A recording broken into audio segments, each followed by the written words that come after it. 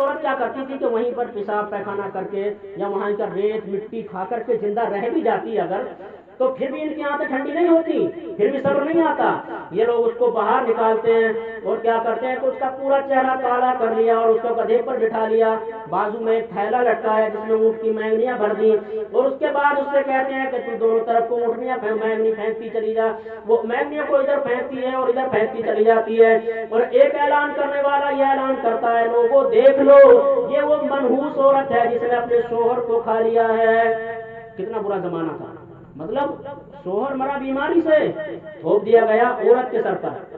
اور اچھا وہ عورت کسی بھی حال میں دوسرا نکاح نہیں کر سکتی تھی، دوسرا نکاح تو کر ہی نہیں سکتی تھی. اب اتنی منحوس مانی جا رہی ہے کہ اس نے اپنا ایک شوہر کھا لیا تو دوسرا نکاح کرنے دیں گے وہ لوگ؟ بالکل بھی نہیں کرنے دیں گے. ایک کھا لیا دوسرے کو بھی کھا لے گی. یہ عورتوں کا منظر تھا. اچھا بوڑھی ماؤں کا بھی حال بتا دوں کیا تھا. اگر یہ بوڑھی ہو جائے، جس طریقے سے باپ کی میراث بانٹتے ہیں نا بیٹے، جیسے 4 بیٹے ہیں میراث بانٹ رہے ہیں، مال بانٹ رہے ہیں باپ کا مرنے کے بعد، تو وہ کہتے تھے کہ جیسا ہمارا باپ کی میراث میں حصہ ہے ایسے ہی ہمارا ان عورتوں میں بھی حصہ ہے. مطلب اپنی ماں ان کی ماں نہیں رہتی تھی، پھر کہتے تھے ہم اس عورت کو بھی بانٹیں گے. اب وہ چاروں میں سے جس کے حصے میں آئی تو جس طریقے سے وہ بیوی کے ساتھ سلوک کرتا تھا، جو کام اللہ نے حلال رکھے ہیں سب کچھ ماؤں کے ساتھ بھی کرتے تھے. اچھا بوڑھے باپ کا کیا حال تھا؟ ان کے گلوں میں اگر یہ وزن اٹھانے کے لائق رہے تو ٹھیک ہے، اگر بوجھ اٹھانے کے لائق نہیں رہے تو یہ لوگ کیا کرتے تھے، بازار میں بیچ دیتے لے آ کے. اب بازار میں لوگ کیا کرتے کہ کاندھوں پر بوری لدواتے اور چلا کر کے دیکھتے تھے، جیسے جانوروں کو چلا کے دیکھتے ہیں نا کہ ٹانگ میں کوئی گڑبڑ تو نہیں ہے، سینگ تو ٹوٹا ہوا نہیں ہے، پونچھ تو اس کی خراب نہیں ہے. اسی طریقے سے اب ہمارا باپ نیلام ہو رہا ہے سامنے ہمارے، اس کی کمر پہ 1 کنٹل بوجھ کی بوری لا دی گئی ہے. اب وہ کہے چل پائے گا، وہ چل نہیں پاتا، لڑکھڑاتا ہے. تو وہ کیا کرتے ہیں، یہ تیرا غلام تو بالکل بیکار ہے. تو وہ کیا کرتے ہیں کہ کھجور میں گلے کی رسی باندھتے، گلے میں کھجور کی رسی باندھتے اور کھینچ کر کے پہاڑیوں میں پھینک آتے تھے، اور پھینک آتے تھے لومڑیاں اسے چیر پھاڑ کر کے کھا جاتی تھی. یہ اتنا برا منظر تھا. لیکن کیا ہوا کہ ایک دن مکے کی قسمت جگمگائی ہے اور حضرت آمنہ کے گھر میں پیارے آقا و مولا سرور کائنات ہم سب کے پیارے آقا صلی اللہ تعالیٰ علیہ وسلم تشریف لے آئے. صبح طیبہ میں ہوئی بڑھتا ہے باڑا نور، صبح طیبہ میں ہوئی بڑھتا ہے باڑا نور کا، صدقہ لینے نور کا آیا ہے تارا نور کا. اس کے بعد میں کیا ہے جی، سارے لوگ صدقہ لینے کے لیے آ رہے تھے. میں گدا تو بادشاہ دے ڈال صدقہ نور کا. ہر ایک وہاں سے جھولیاں بھر رہا تھا. اتنے میں کیا ہوا کہ جتنی بھی وہاں کی عورتیں تھیں جو دائیاں تھیں انہوں نے سارے امیروں کے بچے لے لیے، لیکن حضرت حلیمہ پیچھے رہ جاتی ہیں. وہ فرماتی ہیں کہ میری قسمت میں پیارے آقا و مولا تھے، میری قسمت چمکنے والی تھی. اور ایک بڑے تعجب کی بات لوگوں کہ حضرت حلیمہ کی وہ اونٹنی جو بالکل بوڑھی ہو چکی تھی، ضعیف ہو چکی تھی، جس کے اندر کوئی چلنے کی طاقت بھی نہ تھی، لیکن جب اس نے رسول اللہ کو اپنی کمر پر اپنی پیٹھ پر سوار کر لیا تو سارے جانوروں سے آگے نکل گئی. اور وہ بھی بتا رہی ہے کہ اے آنے والے مسلمانوں، اے آنے والے مومنین، رسول اللہ کی آمد کی خوشی منانا صرف تمہارے لیے کافی نہیں ہے بلکہ ہم جانور بھی حضور کی آمد کی خوشی میں آ کر کے یہ بتانا چاہتی ہوں کہ یہ رسول عربی ہیں، یہ محمد الرسول اللہ ہیں جو کسی سے پیچھے نہیں رہ سکتے. اور ان کی آمد پر میں اتنی خوش ہوں کہ میں بوڑھی ہو کر بھی جوان اونٹنیوں کو پیچھے چھوڑنے کا کرتی ہوں. پھر پیارے آقا و مولا سید المرسلین حضرت آمنہ حضرت حلیمہ کے گھر پہنچ گئے. وہاں پر روشنیاں بکھیرنے لگے. فرماتی ہیں حضرت حلیمہ کہ جب سے میرے پیارے آقا و مولا میرے گھر میں آئے مجھے کبھی چراغ جلانے کی حاجت نہ ہوئی. سرکار کا چہرہ انوار کا اتنا چمکتا تھا کہ میرا پورا گھر روشن ہو جاتا. پڑوس کی عورتیں آتی ہیں اور وہ کہتی ہیں کہ بہن رات میں تو چراغ بند کر لیا کر، تو پہلے سے ہی غریب ہے اور تیرے گھر میں اتنا تیل کہاں سے آتا ہے کہ تو پوری رات چراغ جلاتی ہے. فرماتی ہے کہ مجھے چراغ کی کوئی ضرورت ہی نہیں ہے جب رسول اللہ میرے گھر میں موجود ہے. چمک تجھ سے پاتے ہیں سب پانے والے، میرا دل بھی چمکا دے چمکانے والے. برستا نہیں دیکھ کر ابر رحمت، بدوں پر بھی برسا دے برسانے والے. اور پھر کیا ہوا، کیا منظر ہوا جی. قبیلے بنو سعد کی جتنی بھی بکریاں دودھ سوکھ چکی تھی، وہ چاروں طرف سوکھا پڑا ہوا تھا نا، سارے پیڑ ہرے ہو گئے، جنگل ہرے ہو گئے، شیر بکریاں ایک ساتھ چلنے لگے، ساری بکریاں دودھ دینے لگی، اونٹنیاں دودھ دینے لگی، چاروں طرف خوشحالی فراوانی۔ اب مجھے بتاؤ کہ پیڑ بھی سرکار کے آنے کی خوشیاں منا رہے ہیں، پہاڑ بھی آنے کی خوشیاں منا رہے ہیں، اور حد تو یہ تھی کہ جب رسول اللہ مکے میں تشریف لائے تھے تو آسمان کے ستارے ٹوٹ ٹوٹ کر سرکار کو بدھائی دے رہے تھے، اور ٹوٹ ٹوٹ کر ایسا لگتا تھا سرکار کے گھر آسمان گر پڑے گا، سارے ستارے ٹوٹ ٹوٹ کر وہاں آ رہے تھے، کعبہ حضور کے گھر کی جانب جھکا جا رہا تھا، سرکار کے گھر کی دیواریں حضور کی جانب جھکی جا رہی تھی۔ اب جب پتھر بھی خوشیاں منا رہے ہیں، پہاڑ بھی خوشیاں منا رہے ہیں، پیڑ بھی خوشیاں منا رہے ہیں، آسمان خوشیاں منا رہے ہیں، ستارے خوشیاں منا رہے ہیں، چاند بھی خوشی منا رہا ہے، حضرت حلیمہ کی اونٹنی خوشی منا رہی ہے، ساری بکریاں خوشی منا رہی ہیں، شیر خوشی منا رہے ہیں، ارے جب یہ سب خوشیاں منا سکتے ہیں تو رسول اللہ نے ہمیں تو میرا کلمہ پڑھایا ہے، ہم اپنے ملتے کی خوشیاں نعرے تکبیر، نعرے رسالت، نعرے رسالت، سبحان اللہ سبحان اللہ۔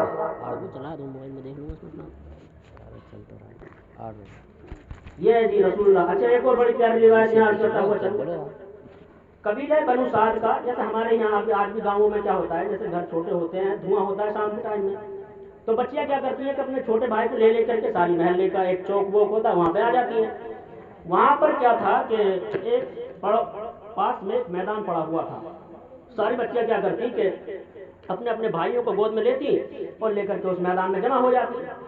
اچھا یہ بہن کی خاصیت ہوتی ہے کہ بہن اگر بھائی کالا بھی ہو نا تو اسے ہیرا ہی نظر آتا ہے، وہ کہتی ہے میرا چاند جیسا ہے، میرا جو ہے سونا ہے، میرا بڑا پیارا ہے، میرا سونا ہے بابو، وہ کوئی یہ نہیں کہتی میرا کوئلے جیسا ہے، میرا جو جلی ہوئی پریس کا ہے، ایسا کوئی نہیں کہتی نا، بالکل بھی نہیں کہتا، کوئی بھی نہیں کہتا، سب یہ کہتے ہیں ارے دیکھ میرا تو چاند جیسا ہے۔ اب ساری بہنیں کیا کرتی ہیں گود میں لے کر کے آئی اپنے اپنے بھائیوں کو، سب کہتی ہیں میرا چاند ہے، میرا بابو ہے۔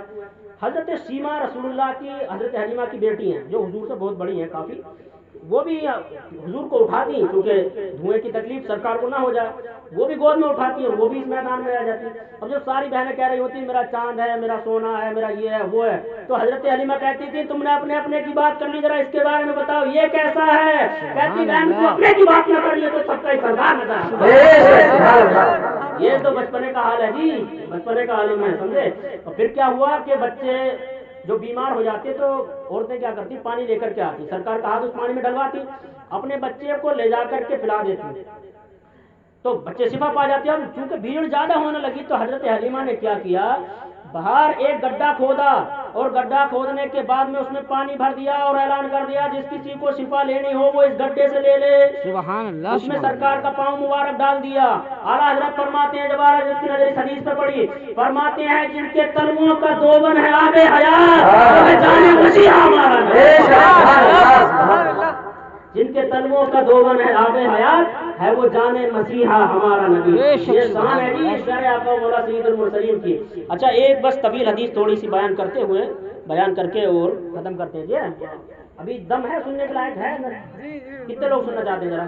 سب لوگ سنیں، تھوڑا سا پانی منگایا جائے۔ بہت بڑھیا محفل سجی ماشاءاللہ۔ اچھا تو درود پاک پڑھیں اللہم صلی علی سیدنا مولانا محمد و رسولنا۔ ایک ایسی حدیث سناؤں گا آپ لوگ خود واقعی مزہ آ جائے۔ بے شک بے شک۔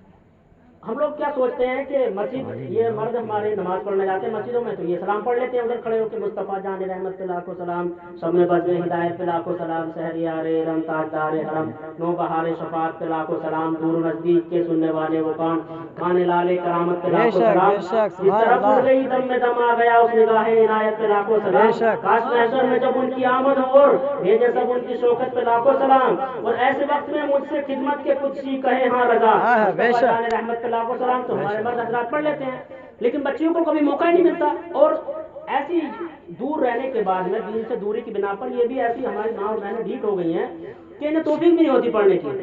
اچھا ایک بڑے کام کی بات بتاؤ نا، بیچ میں حضور کی حدیث سناؤں گا ابھی انشاءاللہ۔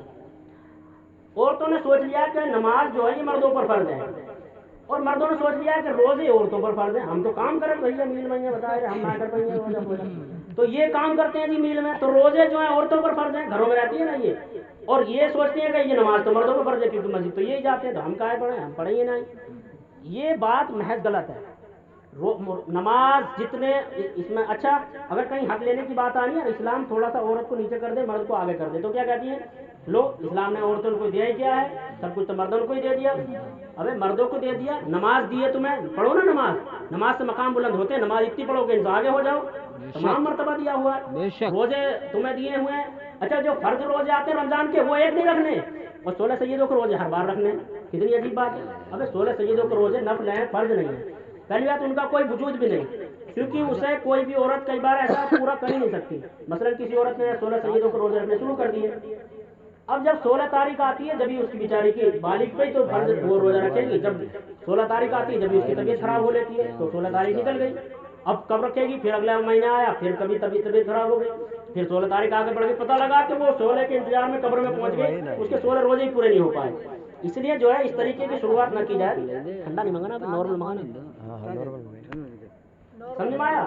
دوسری بات، ہمارے بیچ میں اتنی کہانیاں آ گئی ہیں اللہ کی بنا، 10 بیویوں کی کہانی، 16 سیدوں کی کہانی، چٹپٹ بیوی کی کہانی، چونٹی کی کہانی، چونٹے کی کہانی، بکری کی کہانی، بکری کی کہانی، ابے کیا ہے یہ سب، یہ کون لایا یہ سارے، یہ اسلام کی دین نہیں ہے۔ اچھا اگر کسی کو چٹپٹ کام کرانا ہو، چٹپٹ بیوی کہانی پڑھوا لو صاحب، تو وہ چٹپٹ بیوی کہانی پڑھوا رہی ہے، انہیں چٹپٹ کام کیا کرانا ہے، برسات کا موسم چل رہا ہے، وہ سوچ رہی ہے میرے پڑوس کی دیوار گر جائے تو میں یہ والی دیوار بڑھا کے ادھر کر دوں، اب انہوں نے چٹپٹ بیوی کہانی بول دی، چٹپٹ بیوی ایسا کر دے ہو کہ یہ جو دیوار گر جائے ہم ادھر کر لیں گے، آپ کی دیوار لڑ کے کر لی ہے، مانیے نہ نہیں بتائے گا، تو یہ ان کا منظر ہے صاحب، چٹپٹ بیوی کی کہانی ہو گئی۔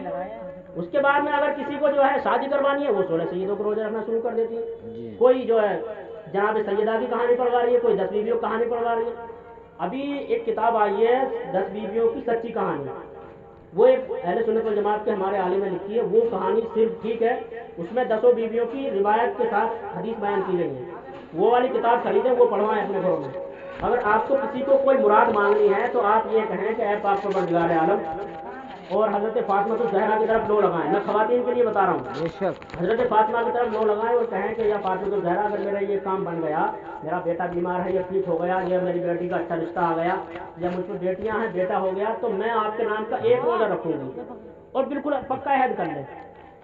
یہ روایتوں میں آتا ہے کہ جب یہ خاتون اس بات کا عہد کر لے گی تو پاک پروردگار عالم حضرت فاطمہ الزہرا کے صدقے میں اس کی مراد ضرور پوری فرما دے گا۔ بس ایک روزہ رکھنا ہے، کہاں 16 سیدوں کا وہ لگائے گھومنے چکر، بھائی میرے درود پاک پڑھنے اللہم صلی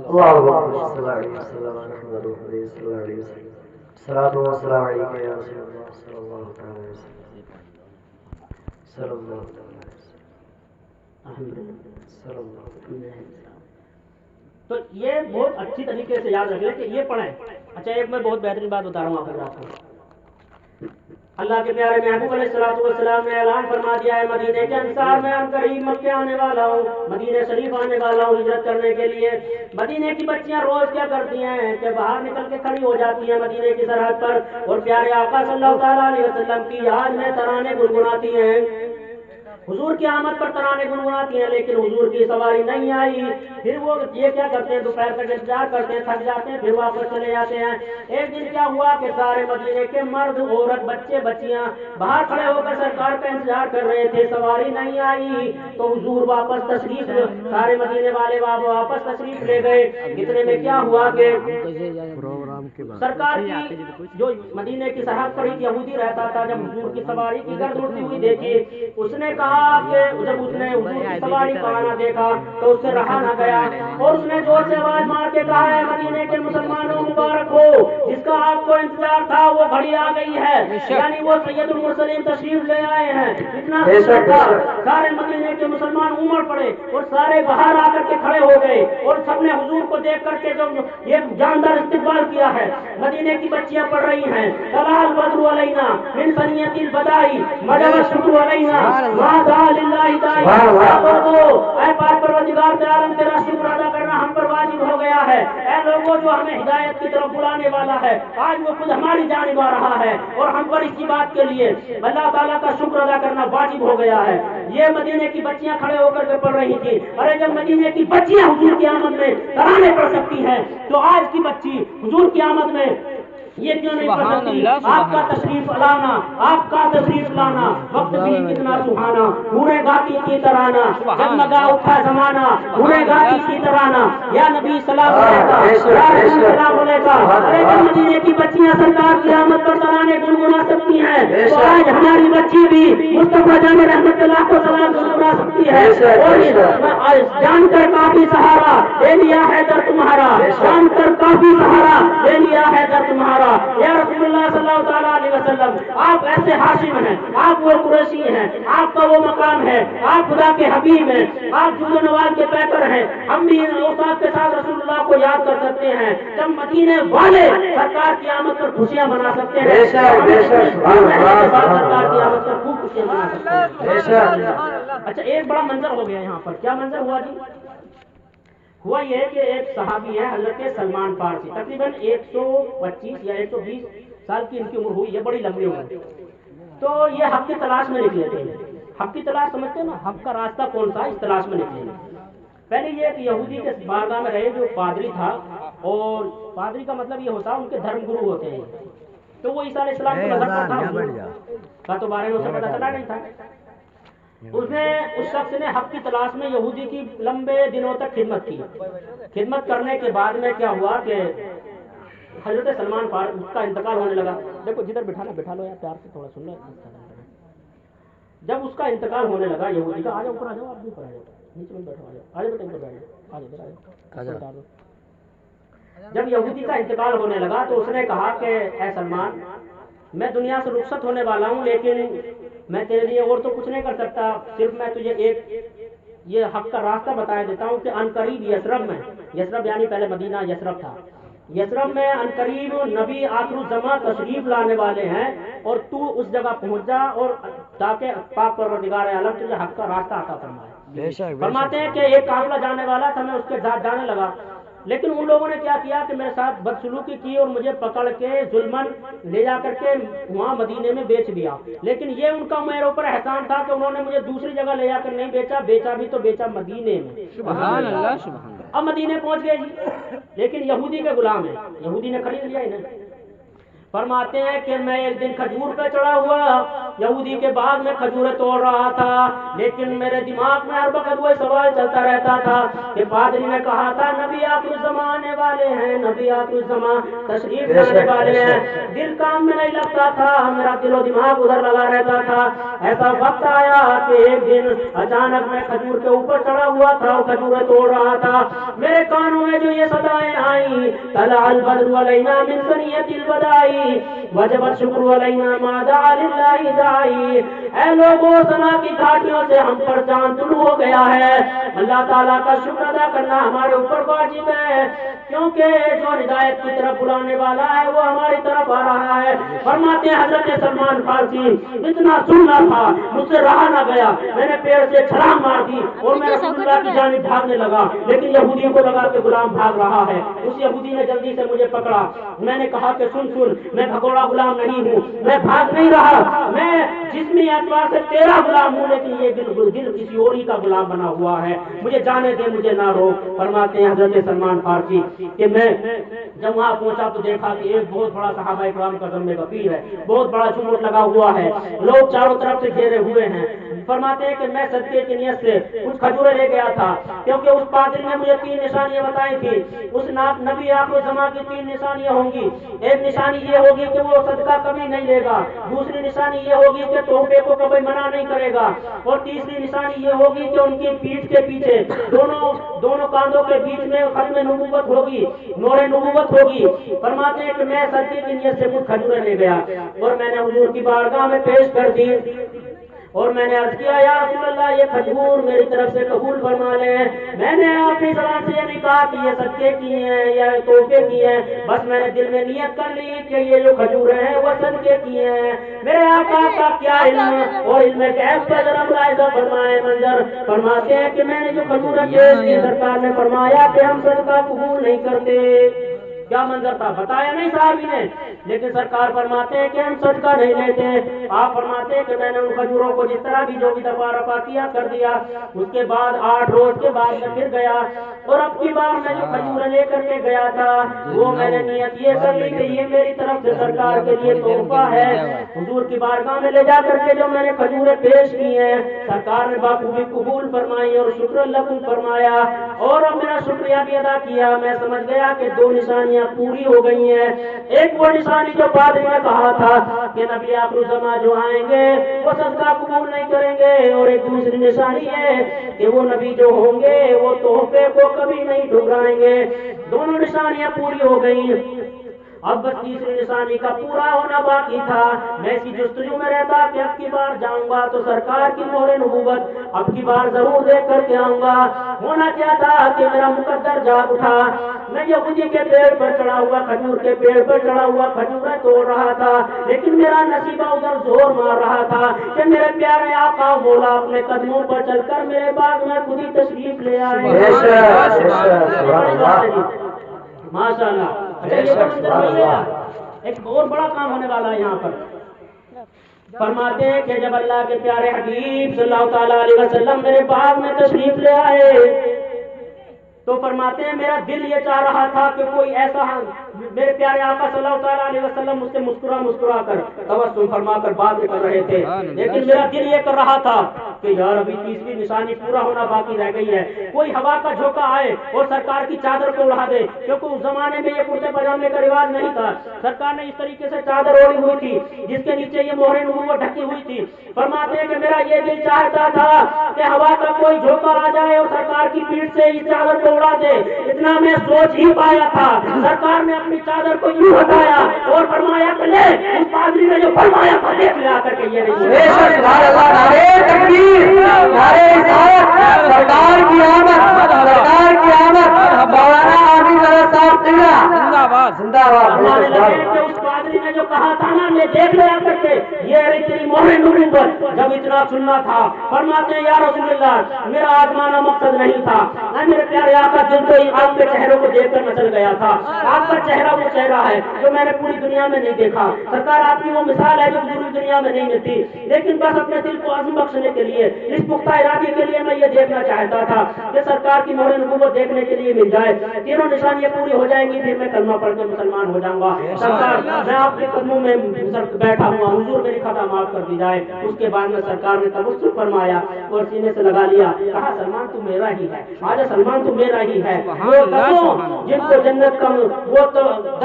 جنت کا مجدہ ملا, وہ دسوں جن کو جنت کا مجدہ ملا اس مبارک جماعت پہ بھی لاکھوں سلام. اور فرماتے ہیں کہ جس کی تسکین سے روتے ہوئے ہنس پڑے اس تبسم کی عادت پہ لاکھوں سلام, عادت پہ لاکھوں سلام. یہ تھا جی منظر. چلو کافی لمبی ماشاءاللہ تقریر ہو چکی ہے. اللہ تعالیٰ ہماری اس بحث کو بزم کو قبول فرمائے. اب میں کچھ نصیحتی کلمات آپ حضرات کے سامنے رکھنا چاہتا ہوں, اس کے بعد اختتام کریں گے. اللہ تعالیٰ قرآن پاک میں ارشاد فرماتا اقیموا الصلاۃ, نماز جو ہے اے لوگوں نماز قائم کریں. نماز ہماری ماؤں بہنوں پر بھی فرض ہے, مردوں پر بھی فرض ہے اور ہر حال میں فرض ہے. اگر آپ کھیت میں ہیں اور سنے ہوئے ہیں مٹی میں پھر بھی آپ وضو کریں, آپ کے کپڑے مٹی میں سنے ہوئے ہیں, نجس میں کسی گوبر یا لیج میں سنے ہوئے نہیں ہیں, آپ اسی حال میں وہاں پر نماز پڑھیں. آپ بیمار ہیں بیڈ پر پڑے ہوئے ہیں تو وہاں بھی اگر تیمم کر کے نماز پڑھ سکتے ہیں ویسے نماز پڑھیں, وضو کر سکتے ہیں تو وضو کر کے نماز پڑھیں. بہرحال امام حسین نے بالکل آخری وقت تک بھی نماز نہیں چھوڑی. تو آپ بھی یہ عزم بنائیں اور ہماری ماں اور بہنیں کی ذرا سی بات میں کہ میرا بچہ چھوٹا ہے, وہ ابھی دودھ پیتا ہے, وہ پیشاب کرتا ہے. دیکھو ماں کا دودھ پینے سے ماں منوس نہیں ہو جاتی, بلکہ اس دودھ پینے میں اس دودھ آپ جو دودھ پلا رہی ہیں نا اسے, اس دودھ پلانے کی وجہ سے پاک پروردگار عالم نے آپ کے مراتب کو اور بلند فرما دیا ہے. تو ایک میں اور بڑا فائدہ بتا دوں, آج جو عورتیں بچوں کو دودھ پلانے سے بچتی ہے, جو خاتون اپنے بچے کو دودھ پلاتی ہے تو فرماتے ہیں کہ بچہ دودھ پیتے وقت ہزاروں مرضوں کو اپنے اندر چوس لیتا ہے ماں کے اندر. اور پتھری کے لیے جن عورتوں نے بھی اپنے اولادوں کو دودھ نہیں پلایا, اللہ نے ان کے جسموں کو پتھری سے بھر دیا پورا. بے شک ابھی ایک جگہ ہے پاس میں نام نہیں لوں گا, وہاں ایک پریوار ہے, کیونکہ بچہ دودھ پیتا ہے تو پتھری کو باریک باریک کण نکلتے ہیں, وہ سارے چوس لیتا ہے. ایک پریوار ہے, ڈاکٹروں نے, اچھا ہم ڈاکٹروں کی باتیں زیادہ مانتے ہیں نا, ڈاکٹروں نے بتا دیا جی آپ لوکی مت کھایا کریں, لوکی کھانے سے اور ٹماٹر کھانے سے پتھری ہوتی ہے. اس نے پورے پریوار نے لوکی اور ٹماٹر کھانے چھوڑ دیے, پورے پریوار کو پتھری ہو گئی. لو یہ الٹا ہی ہو گیا بالکل. ڈاکٹر نے کہا کہ آپ ٹماٹر اور پتھری وہ نہیں کھائیں, लौकी आपको पथरी नहीं होगी, उन्होंने खाना छोड़ दी, उन सबको पथरी हो गई। पता लगा कि जो तेरे दर से यार फिरते हैं, दर बदर यूं ही फाड़ फिरते हैं, और फिर के गली गली तबाह, ठोकरें सबकी खाए क्यों, दिल को जो अक्ल दे खुदा तेरी गली से जाए। बस इस्लाम के तौर तरीके इख्तियार करो ना यार, मेरे नमाजें अदा करो, पेशानी को रब की बारगाह में झुकाओ, अल्लाह तुम्हारे चेहरों पर नूर भी अता फरमाएगा, तुम्हारे मरातिब को बुलंद भी फरमाएगा, बुरी बातों से निकलो। दूसरे, इस्लाम जो है ना, दो चीज़ों पर बहुत ज़्यादा जोर देता है, एक है तालीम और एक है अदब। तालीम जो है वो उलमा के पास बैठना उठना, उनका बैठना उठना देखना, उनकी बातचीत करना देखना, ये सब तालीम में आते हैं, ठीक है। इस्लाम, नमाज कैसे पढ़ी जाती है, नमाज कैसे नहीं पढ़ी जाती है, हमारे पड़ोसी का क्या हक है, प्यासे को पानी पिलाने में कितना सवाब है, भूखे को खाना खिलाने में कितना सवाब है, ये सारी चीज़ें तालीम में आती हैं और ये सब हमें इस्लाम ने बताई है। दूसरा एक चीज़ आती है अदब। आप लोग जो है अदब को थोड़ा सा अपने अंदर उभारें। यहाँ के लोगों में, खासतौर से इस महल्ले के लोगों में, इरफान भाई बुरा नहीं मानना, लेकिन अदब के मामले में, माफ कर देना इस बात को, लेकिन अदब के मामले में हकीकतन इस महल्ले के लोग बहुत ज़्यादा पीछे हुआ। आप लोग पता है 2017 में आप लोग मुझे पहचान रहे, 2017 में मैं छोटा बच्चा था, यहाँ तरावी पढ़ाने आया था, डॉक्टर शब्बीर साहब के यहाँ पर, इरफान साहब के तरावी इधर होती है, तो मैं तरावी पढ़ाने आया था 2017 में। एक शख्स ने अपने यहाँ पे इफ्तार की दावत रखी, हालांकि मैं कभी उस बात की फिक्र नहीं करता, परवाह नहीं करता, लेकिन अदब बता रहा हूँ आपको। तो इफ्तार की जब दावत रखी तो उसके जो बिल्कुल नाअहल, कभी कलमा भी नहीं पढ़ते, पेशानी भी नहीं झुकती, रमज़ान में भी नमाज नहीं पढ़ते और उनके रोज़े भी नहीं थे, वो लोग जो आए हुए बैठे, तो ये सारे क्या करते हैं कि उनके आगे इफ्तारों को ढेर लगा दिए। उधर मेरे साथ कुछ उधर के रोजदार आए हुए थे, उनकी बिल्कुल परवाह नहीं, उनके आगे एक छोटी छोटी चीज़ें रख दी और पानी रख दिया या थोड़ी बहुत रोज़ा रख दी, अरे खा लेना मौलाना साहब, परवाह नहीं करना, क्या खा लेगा मौलाना साहब और क्या खा लेंगे वो। तो ये अदब के बिल्कुल खिलाफ है। अभी हम लोग जब आए तो 4-5 मुसलमान यहाँ पर अच्छे खासे घूम रहे थे, गाड़ी पर मैं भी उतरा, हाफिज साहब भी उतरे, लेकिन किसी को ये नहीं पता कि ये हमारे मेहमान हैं। चलो तुम आलिम मान कर मत करो अदब, लेकिन मेहमान की तो करते होगे नहीं करते होगे। हमने मान लिया कि तुम्हें इस्लाम के बारे में कुछ नहीं पता कि इस्लाम ने मेहमानों के बारे में, उलमा के बारे में क्या समझाया, लेकिन इस इंसानियत का तो पता है, इतना तो दिमाग में भेजा है कि इंसानियत क्या चीज़ होती है। तो इंसानियत के नाते बढ़ लो।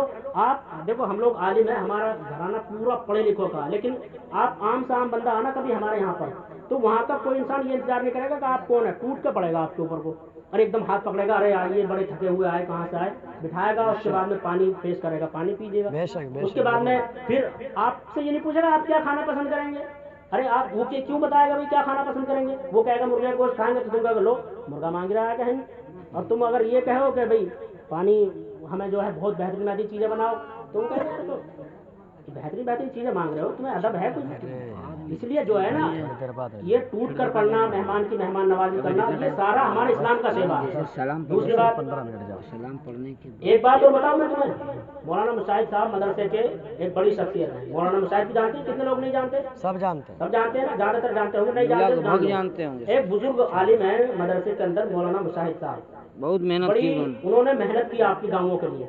वो एक दिन बता रहे थे कि इधर जब यहाँ पर आते थे ना दोपहर में, रमजान के महीने में, तो इधर का कोई इंसान, अच्छा उसके दरवाजे पे जाके बजा रहे हैं दरवाजा, उनसे कह रहे हैं कि हम आप ही से बात करने आए। जब तुम्हें ये पता चल गया कि तुमसे ही बात करने आए, तो भी बंदे इतने ढीठ हैं कि ये नहीं कहते थे कि आइए हजरत मुझसे बात करना है तो आप बैठो, पानी तो हम पिला नहीं सकते, रोज़ा है, लेकिन आप बैठो, थोड़ा हवा पंखा लेकर के हवा कर दें, मुँह हाथ धो लो, वुज़ू कर लो, बिल्कुल पता ही कुछ नहीं।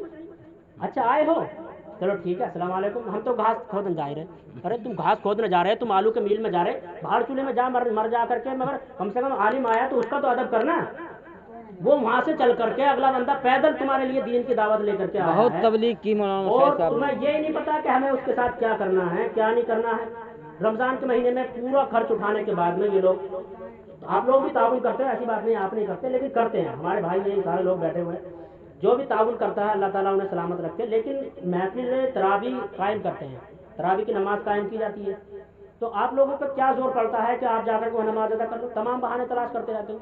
कब्र में उतरने के बाद में ये कह सकते हो, कोई भी तुम में से ऐसा है जो कह दे भाई फरिश्ते मेरी बात सुन ले, मैं पूरी जिंदगी आलू मिल में काम करके आया हूँ, कुछ कहने की जरूरत नहीं, मुझसे मान लेगा? वो बिल्कुल नहीं मान सकता किसी हाल में भी।